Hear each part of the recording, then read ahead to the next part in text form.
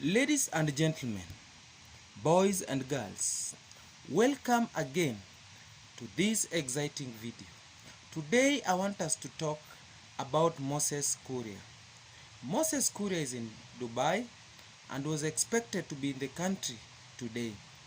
Moses Kuria has been sending warning to William Samoei Ruto. But these warnings have not been directly. In some ways, Moses Kuria has been warning Uhuru Kenyatta, indirectly too, about the handshake.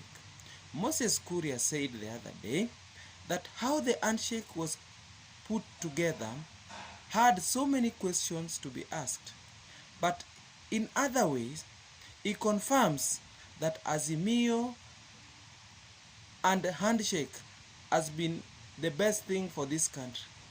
Moses Kuria confirms that handshake brought about peace and tranquility in this country. He opines that handshake was a good thing to this country, but on the other side of his mouth, he says the way handshake was communicated was not good. See, he is saying that Uhuru Kenyatta did not disclose the main agendas of the handshake. That's why some of them went against it. But now, when it comes to the reality, when the reality checks in, now people need to choose their sides. People need to know which part of the group they are in. There are only two things to do in this country politically. It's either you are in Azimio or Kenya Kwanza. The battle line has been drawn. The rubber has started to hit the road. Now Moses Kuria has to decide which side of the divide he is. He has been showing signs of joining Azimio without antagonizing William Ruto. Right?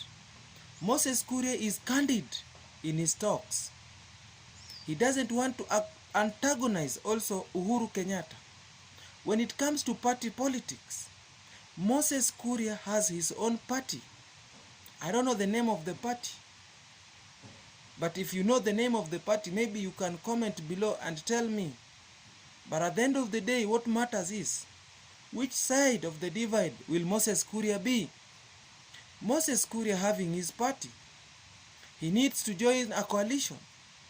Which side of the coalition is he going to join?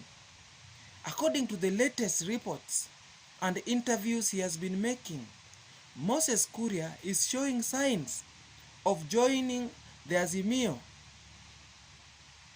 Joining Azimio means what to Moses Kuria? It means that he is not going to antagonize the president. It means that he is not going to antagonize the government. Moses Kuria is trying to avoid the mistakes that William Ruto did with his boss. William Ruto disagreed with his boss, and Moses Kuria is seeing the disadvantages of disagreeing with your boss. That is why he is slowly warming up to the Azimio with his party, because Moses Kuria knows that if he goes to Azimio coalition, his party is going to survive. If he goes to William Ruto's side, he will have to shed his small party. William Ruto used to call them village party. I don't know. My dear viewer, I want to ask your opinion. Is it right? Is it right for Kenya to have many parties like the ones of Moses Kuria? Is multipartyism dying? Or is multipartyism still alive in this country? Then if it is still alive, then people like Moses Kuria have to be admitted in coalitions. What is it? What does multipartyism mean for Mount Kenya? It means that they will be having a bigger bargain on the high table. Right? Moses Kuria is trying to opine that him being with William Ruto is disadvantageous to him. It will mean that in Gatundu, in Kiambu as a whole, we'll have a Moses Kuria who is a strong politician who comes with Uhuru Kenyatta from the same region, who was supported by Uhuru Kenyatta to be the member of parliament. But now, here comes a situation whereby Moses Kuria is antagonizing the president. It is not going to sound well. It is not going to look well in the eyes of Kenyans. So now, Moses Kuria knows that aligning with William Ruto does not guarantee him political lifeline. Moses Kuria knows that for him to be the Mount Kenya kingpin, he has to align with the people who have got say in Mount Kenya region. And this one does not make Ruto one of those. So Moses Kuria is trying to align himself with Uhuru Kenyatta for posterity. The Jubilee factor in Mount Kenya is very important for any politician. If you are a politician in Mount Kenya, it is very important to watch out the Jubilee factor, because it's going to play out in the fullness of time. It is going to play out that Jubilee is even stronger again. In fact, selling Jubilee in Mount Kenya is very easy, because in Mount Kenya, we don't have a strong party as yet before Jubilee came in. And now we have Jubilee.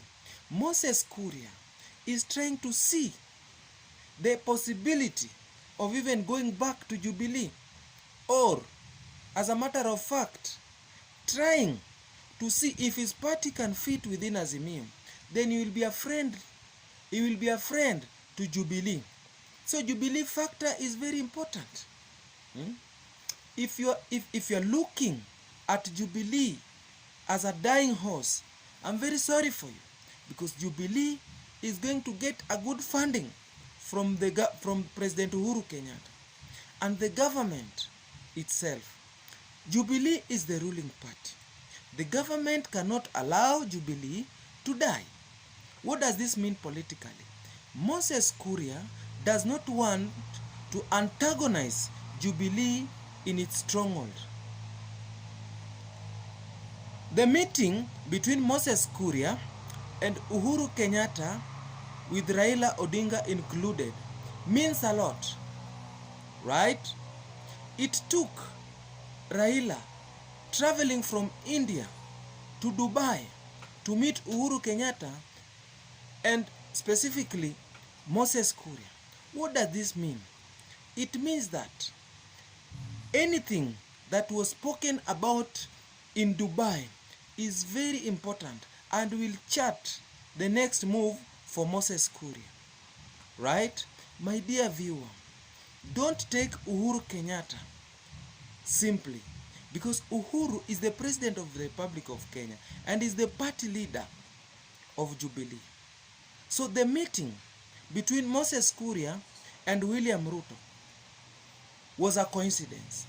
But the meeting between Uhuru Kenyatta and Moses Kuria, Raila Odinga included, meant a lot. Right?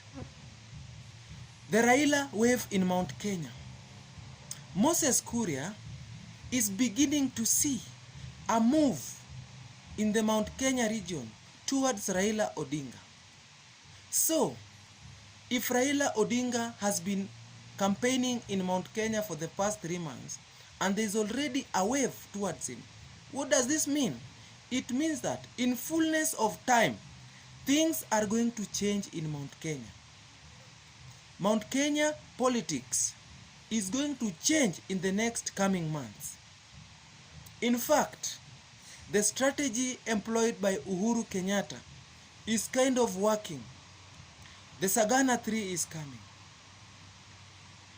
The people who are not going to attend the Sagana 3, I'm very sorry for you, because the decision that is going to be made in Sagana 3 is going to be binding. Remember, some few months ago, I don't know if it's an year, the Mount Kenya politicians met in Sagana to talk about the BBI.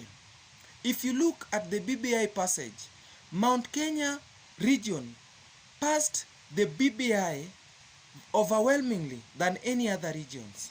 What does this mean? It means that Uhuru is still the kingpin of Mount Kenya region.